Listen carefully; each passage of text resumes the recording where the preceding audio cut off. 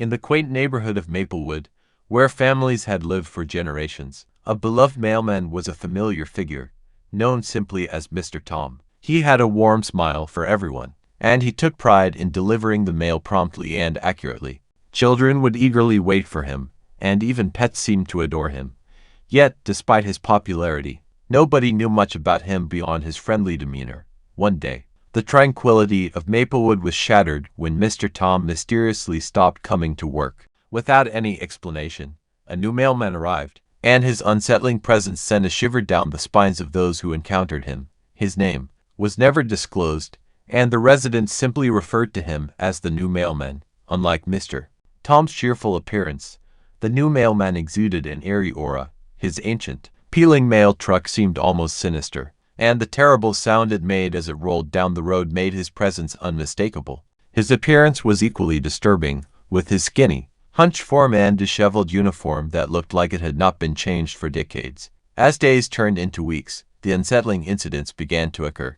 Some residents reported missing mail, while others found their letters inexplicably opened and then crudely stitched back together. The strange occurrences intensified, leaving the neighborhood uneasy and distrustful.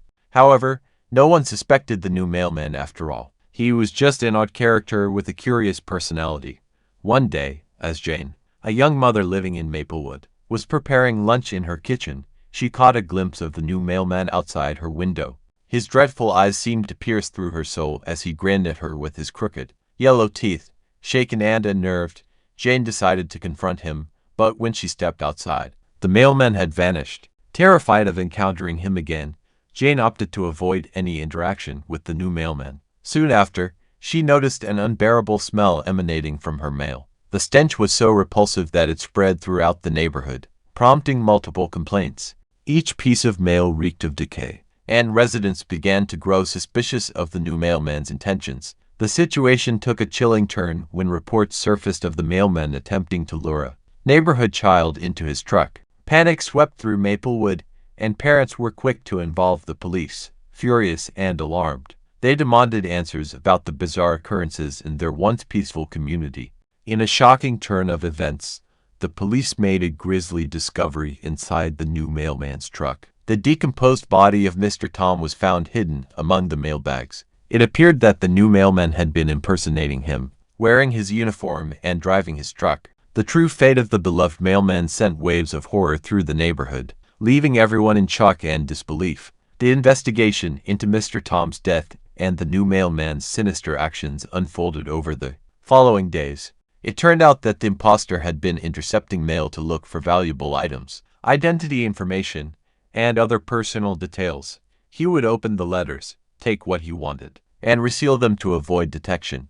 As the truth came to light, the residents of Maplewood felt a mix of relief and remorse. They regretted not paying closer attention to the new mailman's strange behavior and appearance. They vowed to be more vigilant and cautious in the future, realizing that danger could sometimes lurk where it was least expected. The memory of Mr. Tom continued to live on in the hearts of the community, with his kindness and trustworthiness remembered fondly. The tragic events served as a stark reminder that appearances could be deceiving, and that it was crucial to take the time to truly know the people who crossed their paths regularly. In the end, the neighborhood of Maplewood learned a valuable lesson about the importance of being aware of their surroundings and the people in their lives. They would never forget the enigmatic mailman who had disrupted their peaceful existence and the unfortunate fate of their beloved Mr. Tom. And so, the cautionary tale of the sinister mailman became a part of local folklore, serving as a constant reminder to be vigilant and cautious in a world where the line between friend and foe could blur unexpectedly.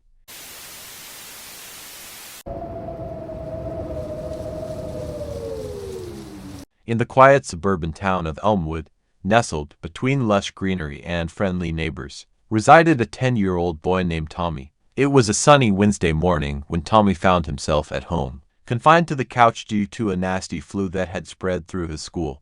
His parents had left for work, and he was left to his own devices, trying to find solace in the comfort of the TV. As Tommy lounged on the couch, his attention was drawn to the abrupt sound of the doorbell ringing. Surprised, he slowly got up and walked to the front door. Through the frosted glass, he saw a man dressed in a postal worker's uniform. and he felt a pang of unease deep in his gut. He hesitated for a moment, recalling the warnings his parents had given him about opening the door for strangers. The man spoke with a polite tone, telling Tommy that a package had arrived for his family, but that it was too heavy for him to carry alone. Tommy's instincts kicked in, and he noticed something odd.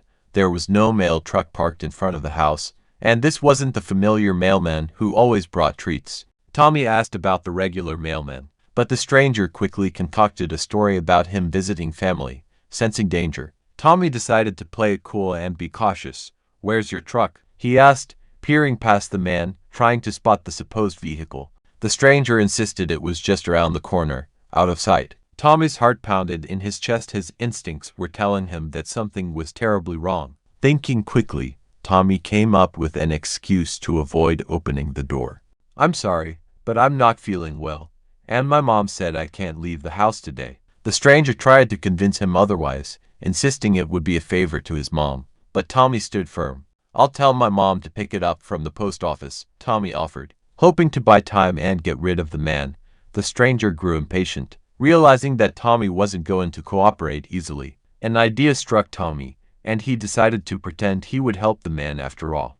"Okay, I'll come outside, but I need to get my shoes from upstairs first," he said calmly. With a plan forming in his mind, he closed the front door, quickly locking it. Rushing through the house, Tommy locked the back door as well, ensuring there was no way for the stranger to get inside. He picked up the phone and dialed his neighbor's number. Mrs. Johnson, a close family friend, worked from home and was just a few houses away. Panicking, Tommy explained the situation to Mrs. Johnson, pleading for her to come over immediately. Mrs. Johnson sensed the urgency in Tommy's voice and assured him she would be right there. Returning to the front door, Tommy watched the stranger through the window. The man seemed to grow agitated, asking about his shoes. Tommy shouted back, "My neighbor's coming to help. She's older and stronger, so she'll carry the package with you." At the mention of someone else coming, the stranger's demeanor changed. Fear flickered in his eyes, and he made a hasty decision to flee. He turned and disappeared down the street, leaving Tommy alone with his racing heart and a sense of relief washing over him. Moments later, Mrs. Johnson arrived, concern etched on her face. Tommy recounted the whole incident, and she immediately called the police to report the suspicious encounter. The authorities assured her that they would investigate and keep an eye out for any further suspicious activity. In the days that followed, Tommy's parents commended him for his quick thinking and bravery. The incident left a lasting impression on young Tommy, and he became more vigilant, always cautious of strangers and their intentions. As time passed, the town of Elmwood stayed peaceful, and Tommy grew into a responsible and observant young man.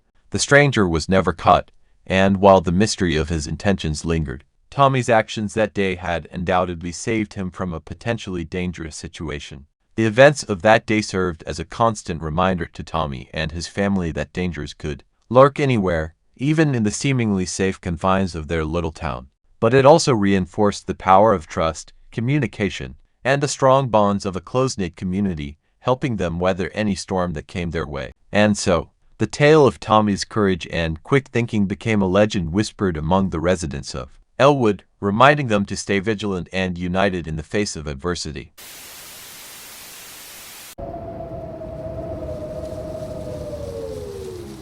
It all started on a peaceful morning with an unexpected letter in my mailbox. Breathing in the aroma of freshly brewed coffee and enjoying the soothing smoke, I decided to check the mail. The house I now called my own had been purchased at auction in a serene rural setting. Being a city dweller, I was unfamiliar with the delights of rural life until I made a few acquaintances in the area. The house came with 100 acres of arable land, which in the fall was a stunning sight, adorned with luscious golden fruits dancing gracefully in the wind.